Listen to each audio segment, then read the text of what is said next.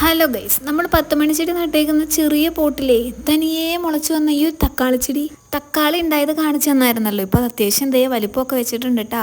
പിന്നെ ഇതുപോലെ തന്നെ ഒരു തയ്യും കൂടെ ഉണ്ടായിരുന്നു വലുതായത്. അത്യാവശ്യം ഉണ്ടായി വന്നായിരുന്നു തക്കാളിയൊക്കെ. അത് മൊത്തത്തിലും ഉടങ്ങി അങ്ങ് പോയിട്ടുണ്ട് കേട്ടോ. പിന്നെ അവിടെ ഇവിടെയൊക്കെ ആയിട്ട് 1-2 തൈകളൊക്കെ ഉണ്ടായിരുന്നു. അതൊക്കെ ഞാൻ മാറ്റി നട്ടു. അങ്ങനെ ഇന്നത്തെ വീഡിയോയിൽ എൻ്റെ ചെറിയൊരു പച്ചക്കറി തോട്ടമൊക്കെയാണ് കേട്ടോ, ചെറിയൊരു അടുക്കളത്തോട്ടം.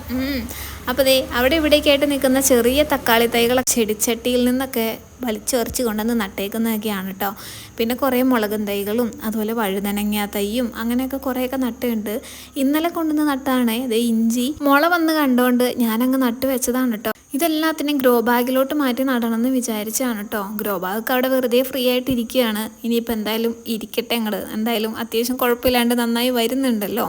വഴുതനങ്ങയൊക്കെ ആദ്യമായിട്ട് നടുന്നതാണേ. ഉണ്ടാവോ ഇല്ലയോ എന്ന് നമുക്ക് കാണാം. തക്കാളിയിലൊക്കെ പോയിട്ടുണ്ട്. അപ്പോൾ ദേ ഇതിനകത്തൊരു തക്കാളി ചെടി ഞാൻ കഴിഞ്ഞ വീഡിയോയിൽ കാണിച്ചിട്ടുണ്ടായിരുന്നല്ലോ. അതിനെ ഞാൻ പറിച്ചതേ നട്ടേക്കണു. അത് അത്യാവശ്യം പൊങ്ങി അങ്ങ് പോയിട്ടുണ്ട് കേട്ടോ. അപ്പോൾ അത് കാരണം ആ ചട്ടിയിൽ നിൽക്കുന്നത് അത്ര നല്ലതല്ല. അതുകൊണ്ട് ഞാൻ അങ്ങോട്ട് മാറ്റി നട്ടു. നമ്മുടെ ഈ ഹാങ്ങിങ് പ്ലാന്റ് 2 പണി കിട്ടിയതാണ്. അതിനകത്ത് കുളവിയൊക്കെ കൂടുത്തിയിട്ട് ആ ചെടി മൊത്തം പോയിട്ടുണ്ടായിരുന്നു. വീണ്ടും ഒന്നോടെ നട്ടിട്ടുണ്ട്. മറ്റേതാണെന്നുണ്ടെങ്കിൽ ചട്ടി ചെറുതായിട്ടൊക്കെ ഒന്ന് നശിച്ചു പോയിട്ടുണ്ടായിരുന്നു. അങ്ങനെ അതൊക്കെ ഒന്ന് റെഡിയാക്കി എടുത്തു.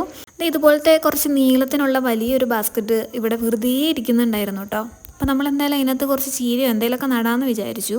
അങ്ങനെ പറഞ്ഞപ്പോഴേക്കും ഇന്നിപ്പോൾ ഒരാൾ വന്നു കഴിഞ്ഞപ്പോൾ 2 കിട്ടിയിട്ടുണ്ട് കേട്ടോ.